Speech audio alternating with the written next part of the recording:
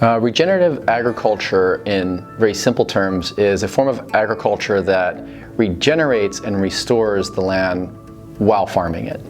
I think a lot of us are very close to building lives of meaning and purpose, but there's one missing link that we've undervalued, and that is a life of reconnection. Not only to each other, but to the force of nature, and our human force of nature and influence within it. And I didn't even know what that meant until we started, farming.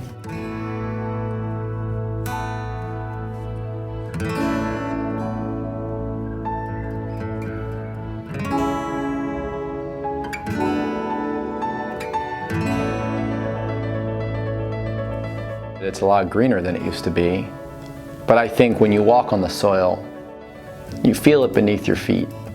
When you walk now, it feels like you're walking on a sponge, whereas before it felt like a parking lot. There were probably about 60 different native plants on our farm when we started. There's probably over 215 now. We've tripled the bird numbers on our farm. A biologically diverse ecosystem offers endless opportunities to collaborate with it. I don't think it's a question of whether or not can it feed the world. We better hope it does. Because I don't know how we're going to feed the world without soil, without nutrient-dense food. It is the main preventer of degenerative diseases. The nutrient density of the food that you eat is a preventative form of healthcare. I guess if we could invent a capsule that is as good as a potato and tomato dinner, then we probably will be all right. But until then, we need soil. I really hope what this film does is, gives people of all ages a new lens with which to view nature. It's not trying to hurt us, it's trying to keep us alive. And we just have to spend a little bit more time trying to understand the 4.5 billion year head start that it has on us.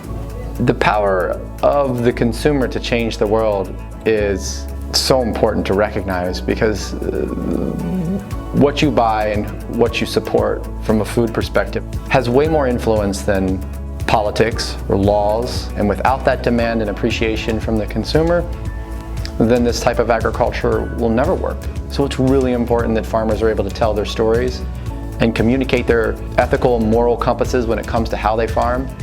And it's really important for a consumer to understand how hard it is to be perfect. Even for a farmer with the best of intentions, it will not be perfect, but these are steps towards solving a very complex issue. But that vote of confidence with the purchase is what's going to drive it.